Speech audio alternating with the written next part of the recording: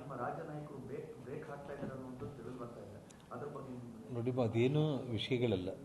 ನೋಡಿ, ಇವತ್ತು entire core committee ಸದಸ್ಯರು ತೀರ್ಮಾನ ಮಾಡಿ ಪ್ರತಿಭಟನಾ ರ್ಯಾಲಿ ಮತ್ತು CBI ಎಂಕ್ವೈರಿನ ತೀರ್ಮಾನ ಮಾಡಿದ್ದಾರೆ.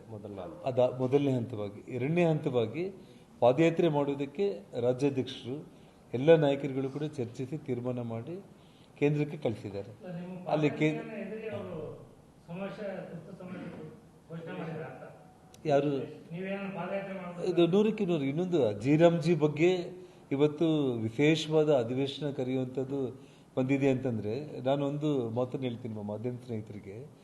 ಸಾಕ್ಷಾತ್ ಮಹಾತ್ಮ ಗಾಂಧಿ ತನ್ನ ಕೊನೆ ಉಸಿರು ಎಳೆಯುವಂಥ ಸಂದರ್ಭದಲ್ಲಿ ಹೇ ರಾಮ್ ಅಂತೇಳಿ ಅವರು ಪ್ರಾಣ ಬಿಟ್ಟಿದ್ದು. ಅಂದರೆ ಅವರ ಆತ್ಮ ಅವರು ಕೊನೆ ಕ್ಷಣದಲ್ಲಿ ಅವ್ರ ಕಣ್ಮುಚ್ಚೋ ಮುಂಚೆ ಅವರ ರಾಮನ ನೆನೆಸ್ಕೊಂಡೇ ಅವರು ಕೊನೆ ಉಸಿರು ಬಿಟ್ಟಿರುವಂಥದ್ದು. ಅಂಥದ್ದು ಸಾಕ್ಷಾತ್ ಮಹಾತ್ಮ ಗಾಂಧಿನೇ ರಾಮನಾಮ ಸ್ಮರಣೆಯಿಂದನೇ ಅವರು ಕೊನೆ ಉಸಿರು ಬಿಟ್ಟಿದಾಗ ಈ ಕಾಂಗ್ರೆಸ್ ಅವ್ರಿಗೆ ಯಾಕಿಷ್ಟು ತೇಟಿ ಅನ್ನೋಂಥದ್ದನ್ನ ನೀವು ಯೋಚನೆ ಮಾಡಬೇಕಷ್ಟೆ.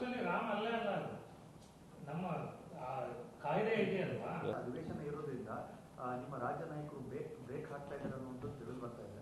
ಅದ್ರ ಬಗ್ಗೆ ನೋಡಿ, ಅದೇನು ವಿಷಯಗಳಲ್ಲ. ನೋಡಿ, ಇವತ್ತು ಎಂಟೈರ್ ಕೋರ್ ಕಮಿಟಿ ಸದಸ್ಯರು ತೀರ್ಮಾನ ಮಾಡಿ ಪ್ರತಿಭಟನಾ ರ್ಯಾಲಿ ಮತ್ತು CBI ಎಂಕ್ವೈರಿನ ತೀರ್ಮಾನ ಮಾಡಿದ್ದಾರೆ. ಮೊದಲನೇ ಹಂತವಾಗಿ. ಎರಡನೇ ಹಂತವಾಗಿ ಪಾದಯಾತ್ರೆ ಮಾಡುವುದಕ್ಕೆ ರಾಜ್ಯಾಧ್ಯಕ್ಷರು ಎಲ್ಲ ನಾಯಕರುಗಳು ಕೂಡ ಚರ್ಚಿಸಿ ತೀರ್ಮಾನ ಮಾಡಿ ಕೇಂದ್ರಕ್ಕೆ ಕಳಿಸಿದ್ದಾರೆ. ಅಲ್ಲಿ